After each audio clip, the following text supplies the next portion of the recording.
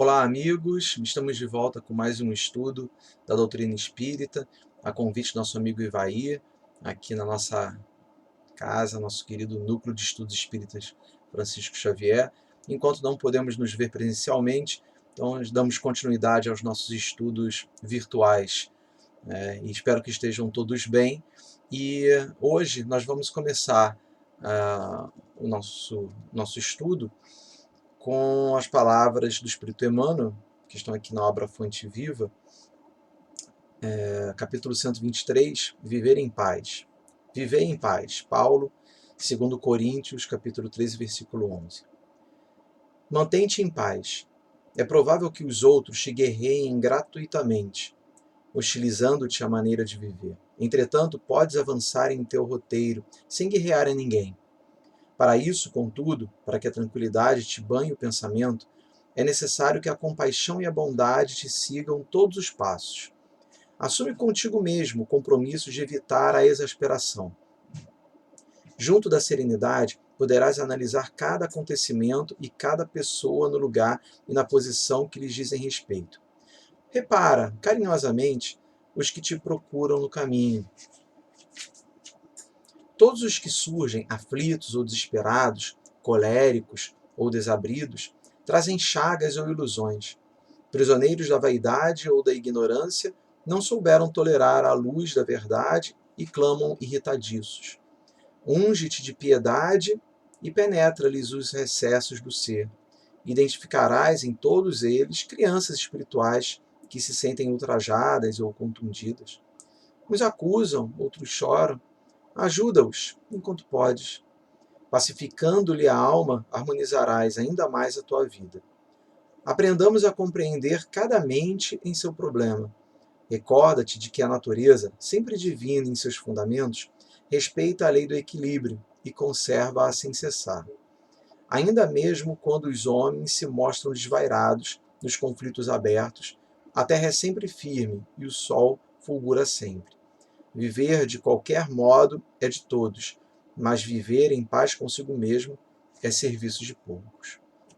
Assim, queridos irmãos, vamos elevar nossos pensamentos, fechar nossos olhos, pedir então a Deus, a Jesus, nosso Mestre, nossos amigos espirituais, que nos ampare nos nossos estudos de hoje e que possamos, Senhor, compreender cada vez mais as suas lições, que possamos levá-las para o nosso dia a dia, para a nossa vida, a nossa família.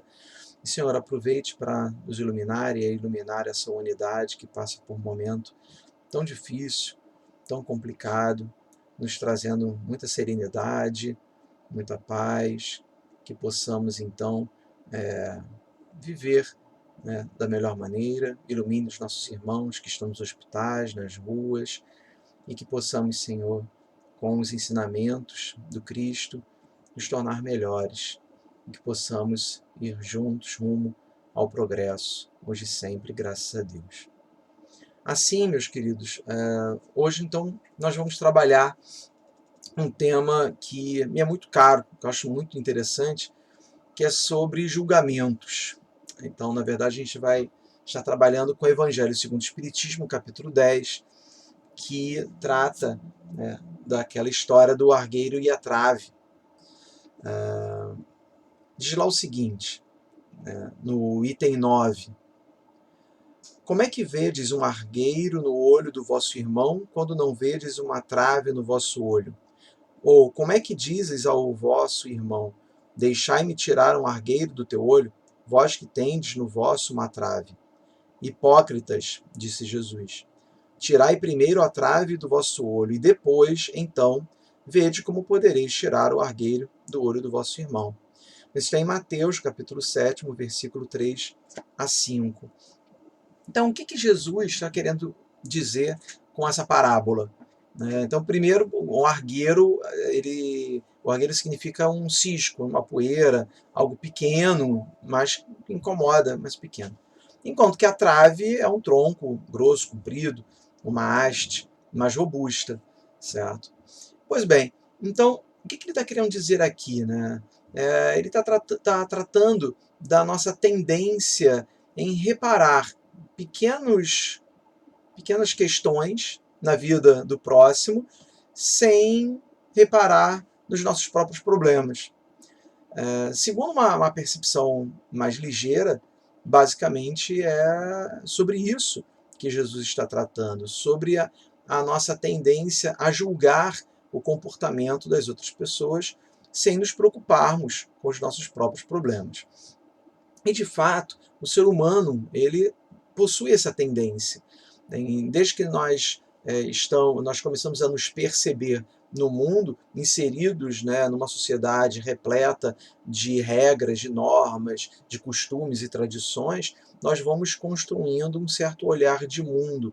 E aí nós tendemos a pré-julgar todos aqueles que não venham a se adequar a um modelo de correto, de belo, né, de certo e errado, né, que a gente idealiza, que a gente constrói ao longo da nossa vida, nós começamos então a etiquetá-los, a defini-los, a fazer comentários maldosos, a fazer uma interpretação, um juízo de valor, certo? Que muitas das vezes pode ser equivocado, ou ainda que seja verdadeiro. Cabe a nós julgarmos ou pré-julgarmos o próximo sem que com isso venha a trazer qualquer tipo de benefício, qualquer tipo de crescimento espiritual para ele e principalmente para consigo mesmo. Então, essa nossa tendência de julgar, ela é algo natural. E aí eu comecei a minha fala dizendo que é um tema que me é muito caro. Curiosamente, eu sou da área do direito, então eu sou advogado, sou professor de direito, bom, nos estudos e na prática do direito, nós estamos trabalhando com interpretação o tempo todo, a prática de ilícitos que estarão submetidos a julgamento o tempo todo. Né? Então não é algo que é de uso exclusivo do magistrado, do juiz. Então, o delegado, o promotor, o advogado e todos nós, né, diante de determinados comportamentos, nós temos essa tendência de tentar avaliar e a julgar. E como é que se dá esse juízo, esse julgamento? Todo julgamento ele parte de critérios, ele parte de parâmetros. No caso do direito, ele parte da lei. Então nós temos um ordenamento jurídico, nós temos a lei que vai definir ali os comportamentos, as condutas que devem ser aceitáveis e aquelas que serão consideradas proibidas, ilícitas, e aí baseado nesse ordenamento jurídico, e a gente vai então analisar e verificar se uma conduta, se um comportamento é lícito ou ilícito, certo? Mas no nosso dia a dia, nós não estamos muito preocupados com isso, né? E aí é muito natural, né, quando nós estamos convivendo com irmãos no trabalho, na família, quando passamos pelas ruas, é muito comum que a gente avalie, faça pré-julgamentos das pessoas, tendo como base as nossas regras, os nossos critérios, ou pelo menos aqueles critérios que nós achamos que são os nossos. Tá? Então, poxa, tem uma colega que já vai com uma roupa inadequada, olha só, essa menina aí, ó, tem pinta que não vale muita coisa não. Tem aquele outro colega que é um esbanjador, ó, depois aí fala que não tem dinheiro. Aí, ó, viu, tá de carro novo, tá cheio de dinheiro, gosta de viajar e tal, mas aí, ó, não sabe economizar. Depois, ó, tá atrasado no colégio das crianças. Pois é, mas só vive de aparência, né? Ou então, aquela parenta, aquela cunhada, aquela prima, né, que quando vai ter a confraternização não leva nada, aí, ó, de novo, ó, não trouxe nada, só vem aqui, come e vai embora. Nós estamos prontos para julgarmos os outros o tempo inteiro. Aí, olha só, no trabalho eu fico aqui até o fim. Esse aí é queridinho do chefe. É o último a chegar, o primeiro a ir embora, faz tudo pela metade, mas está tudo sempre bem, né? Quer puxar saco. Diariamente, nós estamos sempre prontos para julgar o próximo.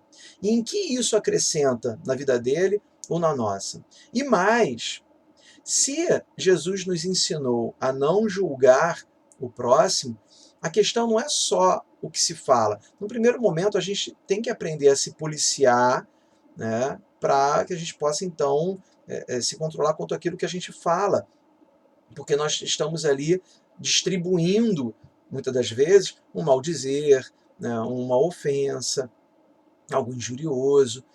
Só que, tendo consciência da nossa existência, do nosso ser espiritual, chega um determinado momento que nós temos que policiar o nosso próprio pensamento. Então, esse julgamento, julgar o outro, não é só com comentários maldosos, mas se dá no plano do pensamento. E o plano do pensamento cria marcas em nosso perispírito. Então, a quantidade de vezes que nós julgamos o próximo de forma maldosa, né, isso faz com que haja, né, vamos dizer assim, uma marca, né, vai se definindo, vai se moldando o nosso perispírito. E aí, como diz Mateus, no capítulo 7, versículo 1 e 2, né, não julgueis a fim de não ser julgados. Claro que Jesus, quando diz isso, né, é um alerta, mas compreendendo que estamos num planeta de provas e expiações, repleta de espíritos imperfeitos, não estou querendo contradizer Jesus, mas vamos combinar, mesmo que você não julgue, você será julgado. Trata-se ainda da nossa natureza imperfeita. O que Jesus está querendo colocar é: não julgues todos vocês, para que ninguém mais seja julgado, para que possamos, então, evoluir, mudar a natureza do próprio planeta. Porquanto sereis julgados conforme houver de julgar os outros. Então, enquanto estivermos num planeta de seres imperfeitos, eu vou julgar o outro assim como o outro me julga. Assim como eu o condeno, eu serei condenado. E condenado não por um tribunal intergaláctico, né? Mas pelo outro. E aí a gente fica nessa ciranda eterna. Empregar-se-á convosco a mesma medida de que vos tenhais servido para com os outros. Então veja, não é que obrigatoriamente nesse caso há uma relação de causa e efeito, mas uma mera constatação empírica, tendo em vista a natureza, a nossa natureza imperfeita de seres humanos, de espíritos imperfeitos que moram num planeta de provas e expiações. E à medida que a gente vai julgando o outro vai nos julgando, nós vamos marcando o nosso perispírito e vai então comprometendo nossa possibilidade de progresso. E a gente vai se mantendo nesse mundinho, nesse planeta, certo? Porque, veja, na maioria das vezes, o que nós estamos julgando o outro, definindo o outro, não está baseado no certo ou errado. Está baseado tão somente num processo de rotulação, de etiquetamento, né? Então, tem um autor, tem um sociólogo que eu gosto muito, Becker, que escreveu um livro chamado Outsiders, né? Ou seja, não são os fora da lei, são os de fora, né? Os marginais, os marginalizados. Outsiders são os marginalizados. E ele começa a trabalhar essa ideia do desvio, porque nós estamos falando disso, né? Nós estamos julgando o próximo tendo em vista um comportamento desviado que ele praticou. Uma roupa equivocada, uma fala equivocada, um comportamento, e que eu identifico no outro um desvio. Um desvio de quê? De uma normalidade que eu acho que existe, né? E aí Becker ele traz o seguinte, olha, o desvio não é uma qualidade do ato em si, que a gente chama na academia, não é um dado ôntico da realidade, né, que a pessoa comete. Não, mas é uma definição que é imposta a alguém em razão de um processo tendo como base determinadas regras, não necessariamente regras jurídicas de direito, tá? Mas regras construídas. Então, olha só, o desviante, esse definido como desviante, é alguém a quem esse rótulo foi aplicado com sucesso. Então, o comportamento desviante é aquele que as pessoas rotulam como tal. Então, o desviante não é aquele que pratica o pecado, né? Não é um fato absoluto baseado numa lei interna. Não, na maioria das vezes não é isso. Não é isso. E esse sujeito ele vai ser definido como outsider, como um marginal, como uma prostituta, como um viciado, como um ignorante, como um imoral, dependendo do quê? Do processo de etiquetamento e do sucesso daquele que tem essa capacidade de etiquetar, conseguir rotulá-lo de tal maneira. E aí então nós vamos rotulando as pessoas que fogem desse ideal de normalidade que algumas pessoas constroem. E aí esse pré-julgamento, ele de fato não possui, na maioria das vezes, nenhum condão e nenhuma consequência positiva, né? Pelo contrário. Na maioria das vezes, essa rotulação ela serve tão somente para ocultar, para abafar, para fazer com que eu ignore os meus próprios defeitos. Então, no caso desse etiquetamento, ele diz muito a respeito, né, assim, a ignorância dos nossos próprios defeitos, ou ainda que eu conheça eles, o processo de minimizar, de humilhar, de excluir, de marginalizar o outro, é uma forma também com que o outro não observe, não identifique os meus erros, as minhas fragilidades, né? E aí isso está muito relacionado a um dos maiores defeitos, digamos assim, da humanidade, que dificulta e que emperra o progresso, que é o orgulho. E isso está muito claro na fala dos Espíritos ao comentarem essa passagem lá no Evangelho. Porque o que acontece? Né? A questão de julgar os outros e não os próprios defeitos talvez seja muito mais uma forma de ofuscar esses defeitos. Diz muito mais sobre si do que sobre o outro. Então, tem um trecho aqui, né, do item 10, que, na verdade, os espíritos, né, eles colocam assim, ó: incontestavelmente é o orgulho que induz o homem a dissimular para si mesmo os seus defeitos, tanto morais quanto físicos. E aí, depois à frente, por isso mesmo, porque é o pai de muitos vícios, o orgulho é também a negação de muitas virtudes. Então, o que é o orgulho? O orgulho, ele assim, é algo que está impregnado, né, na grande maioria dos espíritos imperfeitos, assim como o egoísmo. Enquanto que no egoísmo, né, o egoísmo ele dificulta também, né, a empatia, porque eu me fecho no ensimesmamento, né, eu me basto. Né. O orgulho não é um mero, e aí assim, dentro do nosso vernáculo, né, a gente também usa muito a ideia de orgulho com a ideia de satisfação, né? Tem orgulho desse menino. Só que nessa perspectiva, o orgulho se refere a um grave problema, né, de autoestima, de autoidentificação, né, da visão de si mesmo. E aí, então, um sujeito orgulhoso, ele não aceita os próprios problemas e não aceita, né, nenhum tipo de juízo, né, com relação àquilo que ele é, aquilo que ele representa e aquilo que ele faz.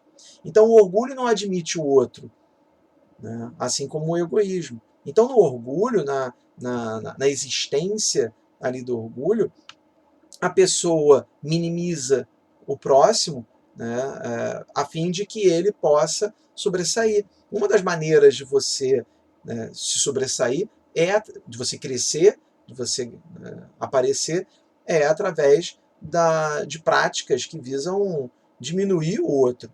Então, por isso que a maioria dessas pessoas que são arrogantes, que são agressivas, né, e aí vivem a sua vida diminuindo o próximo, isso diz muito respeito, né,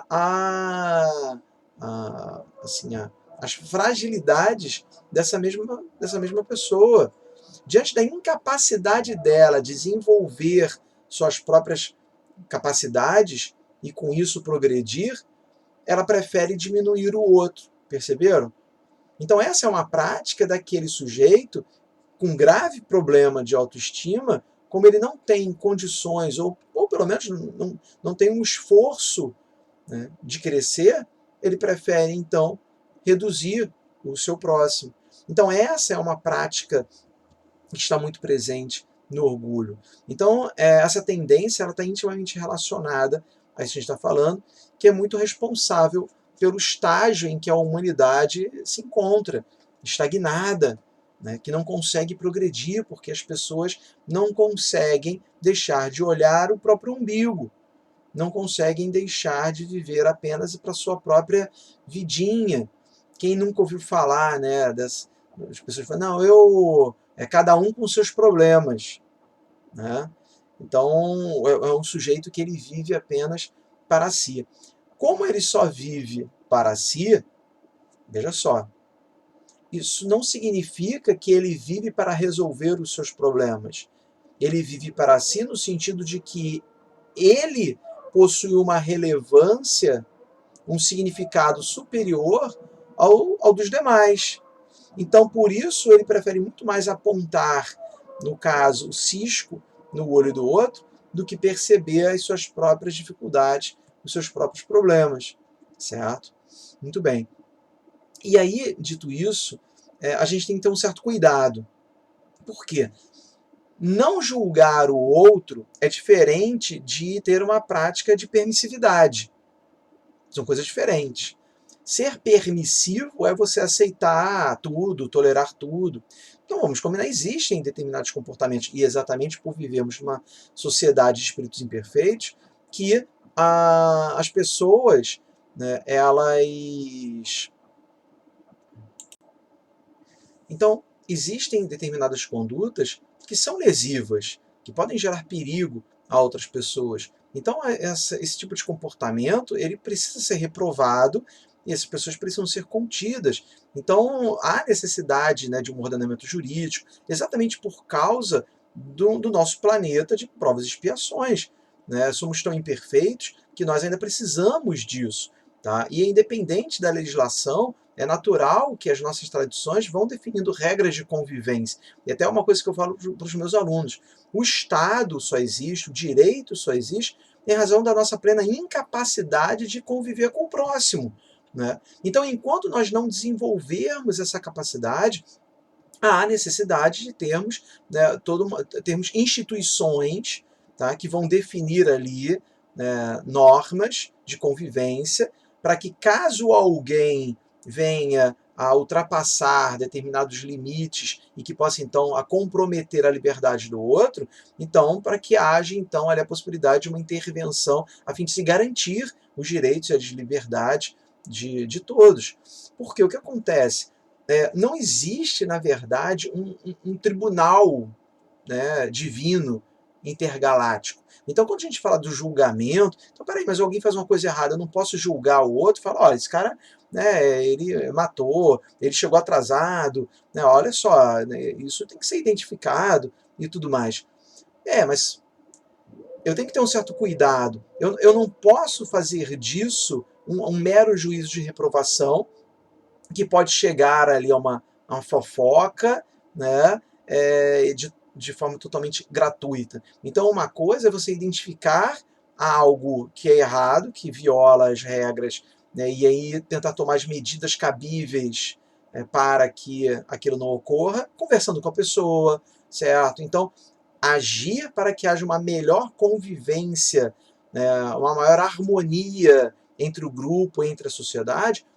É óbvio que isso é válido, lógico que isso é válido, né? Mas achar que é natural, né, o julgamento, porque, na verdade, esse julgamento, efetivamente, nesse sentido, ele se dá ainda em razão das nossas imperfeições, porque, como eu estava falando, não há um tribunal divino. Então, tudo aquilo que se faz de errado aqui, ou tudo aquilo que a gente acha que é plenamente equivocado, não é que haverá um julgamento em que Deus irá nos julgar. O grande julgamento é pela nossa própria consciência, porque está marcado em nós, enquanto criaturas divinas, a única lei universal.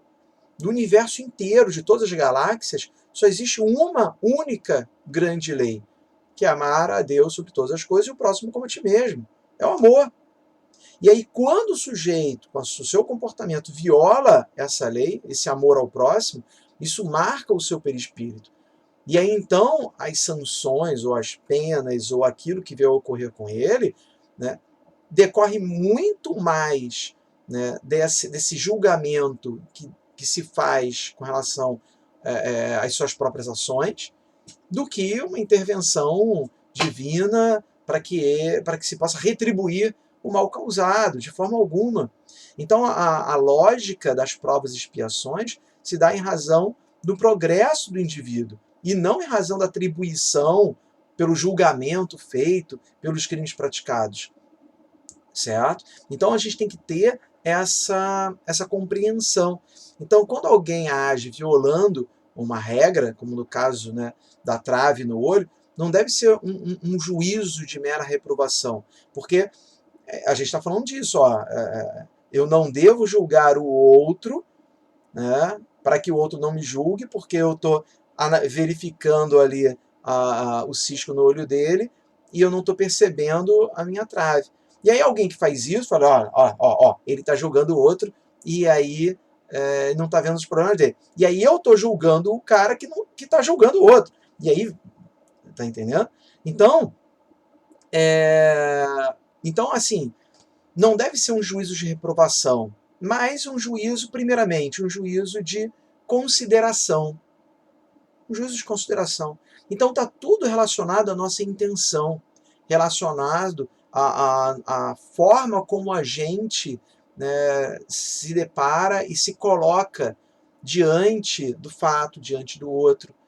Então a gente, diante do erro, né, do crime, a nossa postura não deve ser a de julgar para reprovar, mas de avaliar para considerar, para perceber, para verificar ali o que pode ser feito, né? E aí, então, ou seja, desenvolver a empatia necessária para o progresso, e sempre seguido, né, de uma oração por ele e para si, para que você, então, caso ali esteja errando no julgamento, caso você também precise se avaliar melhor, que então os nossos amigos espirituais possam nos ajudar da melhor maneira. Então, esse é o processo. Que seja um processo, então, humanístico e não de dedo em riste, visando, então, o mal do outro. Como aconteceu, saiu nas redes sociais, né, um pastor que confessou que chegou a orar pela morte, né, um ator que faleceu há pouco tempo em razão da Covid, porque ele era gay, porque ele era homossexual. Vejam se essa é uma atitude cristã. E aí, veja, eu estou julgando ele, já sabendo, eu estou julgando ele. Né? A gente para e fala, como é que um cara vai fazer uma coisa dessa? E aí a gente tem que parar, né? Isso é o quê? Isso é um reflexo, né, de uma certa ignorância, uma falta de compreensão da lei divina, né, em que ele, né, julga errado, julga ser um pecado a orientação sexual de quem quer que seja, e que, sei lá, talvez o melhor para ele, e aí veja só, aí então o sujeito ele vê na morte um castigo, que não, na verdade a morte é algo natural, né, coitado dele, porque o cristão, o homossexual, o heterossexual, todo mundo vai morrer, todo mundo vai desencarnar. Né? Então, aí, ou seja, é algo que eu não devo absorver, né, e desenvolver algum sentimento de repulsa, algum sentimento negativo contra quem, né, deu essa declaração. Mas se refletir sobre ela, refletir se ela tem algum fundamento, né, e verificando então que há ali alguma dissintonia com a lei de amor, poxa, então, né, orar por ele. Teve esse caso, estava conversando com a minha esposa um dia desse, o caso do menino Henrique, todo mundo ficou sabendo, né? Tudo indica, né? Bom, sofreu agressões, torturas por parte do padrasto, né, o deputado Jairinho e tal. É algo que gerou muita comoção popular por conta de ser um crime contra uma criança. E certamente as pessoas se envolveram muito, né, e creio que muitos, né, oraram pelo menino Henri, né, que que ele possa estar bem, esteja bem acolhido na espiritualidade. Mas eu fiquei me perguntando, será que alguém orou pelo Jairinho? Caso ele, de fato, usando o direito, né, a presunção de inocência, caso, de fato, ele tenha, né, praticado todas as condutas que ele tenham sido imputadas, ele já está condenado, sim, pela opinião pública. Né? E a opinião pública que vem com um discurso vingativo, um discurso... Eu já vi várias pessoas, tinha que matar ele, né? Tinha que acabar com ele, esse cara, não, tudo que ele fez tinha que fazer com ele, e tarará e tal. Esse é um tipo de pensamento, essa revolta existe, porque ainda somos imperfeitos. Mas esse tipo de pensamento, ele se coaduna com a lei de Deus, com os ensinamentos de Cristo? Então, será que alguém parou então para orar pelo Jairinho? Ter um sentimento ali de perdão, de piedade, um sentimento de piedade. Ou seja, se ele de fato praticou tudo aquilo, demonstra o quê? Um espírito extremamente perturbado. Extremamente perturbado. E que precisa de algum acolhimento, né, de algum amparo, para que ele consiga perceber os seus equívocos e possa então se redimir. Todos os sentimentos negativos que recaem sobre ele, creio que não deve ajudar muito. Eu confesso que eu ainda não orei por ele, não. Mas depois dessa nossa conversa, né, é algo que a gente tem que refletir. Nós ainda falta muito. Como dizia a minha avó, a gente tem que comer muito feijão ainda. Nós somos espíritos imperfeitos.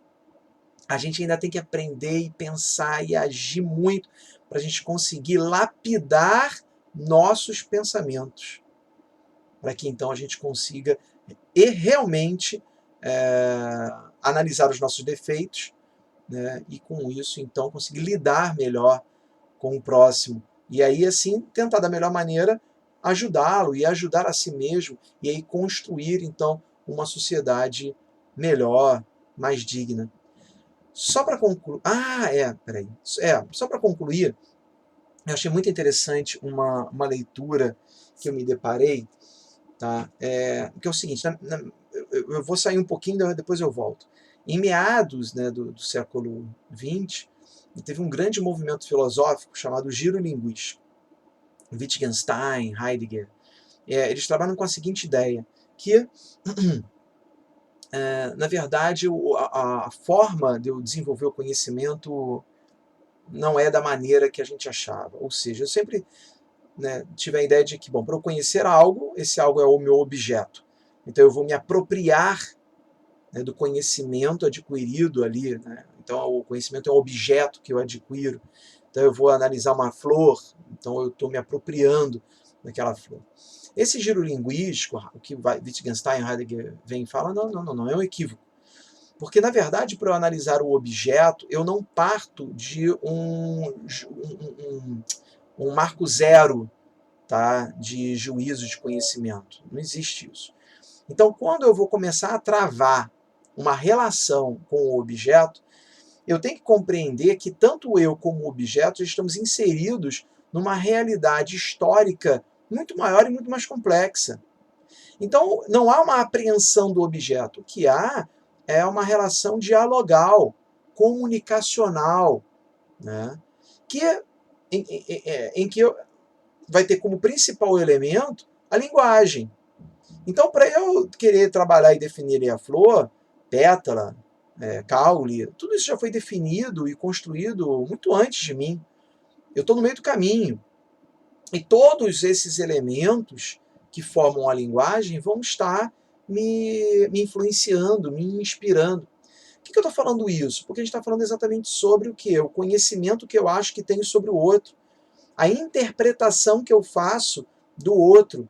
Então, essa ideia de giro linguístico se refere exatamente a uma prática de hermenêutica, de interpretação, não só, né, do conhecimento, mas que também para o direito, a interpretação do direito, da regra, mas aqui a gente está falando da interpretação do outro. Então, isso é interessante porque quando eu julgo o outro, eu também estou me julgando.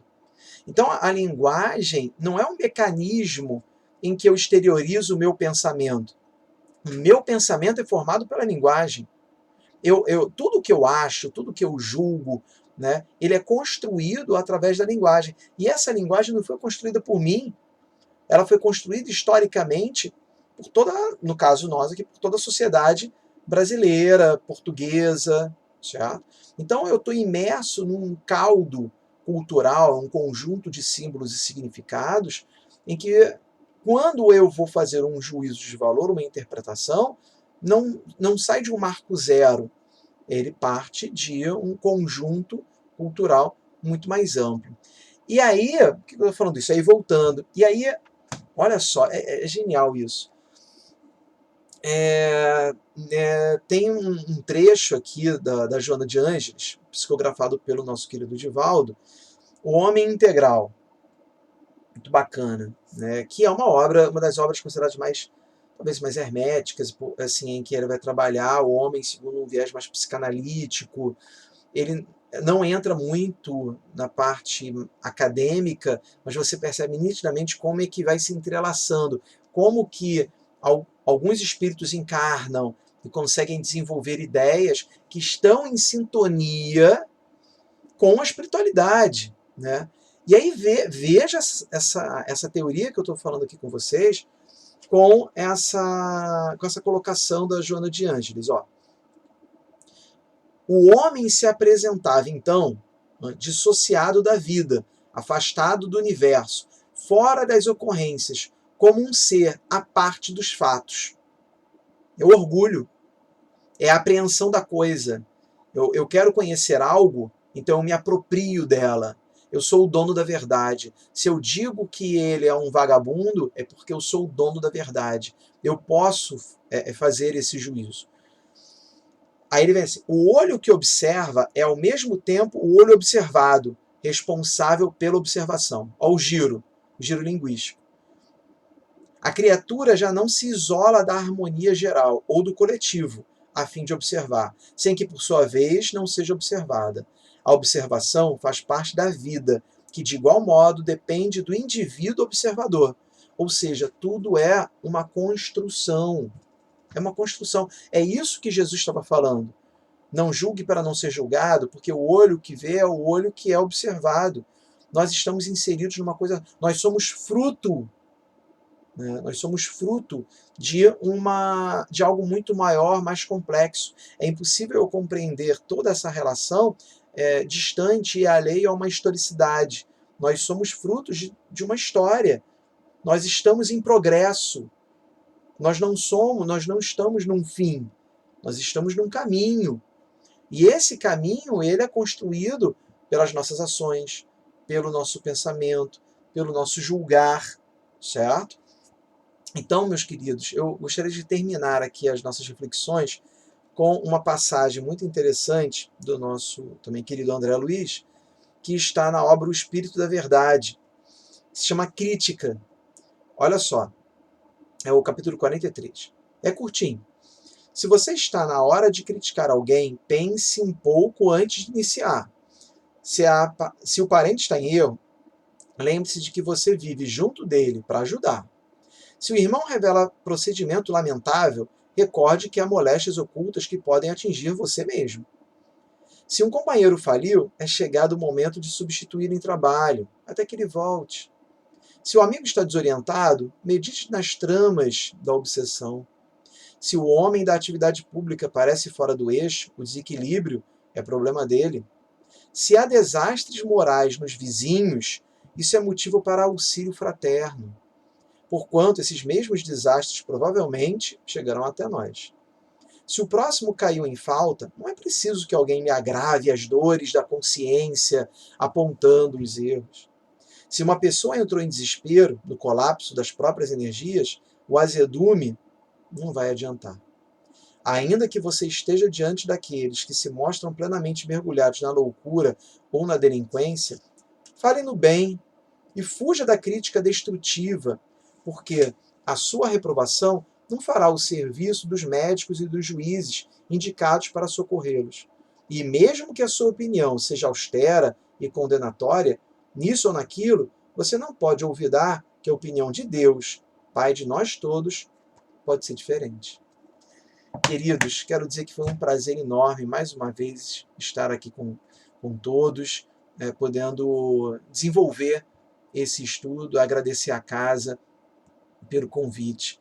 Assim, queridos amigos espirituais, que nos ilumine e ampare, nos ampare nesse nosso progresso, nossa caminhada, nos ajude, né, nos inspirando no caminho do bem, sempre que a gente for cair na tentação de julgar o nosso irmão, tem aquele puxão de orelha, né, nos ajude a perceber o nosso engano, nosso equívoco, e nos dê força para que possamos sempre estar dispostos a ajudar, a ter uma palavra amiga, e que possamos, então, juntos, né, construirmos um planeta melhor, uma sociedade mais justa. Hoje e sempre, graças a Deus. Muito obrigado, queridos. Então, até a próxima.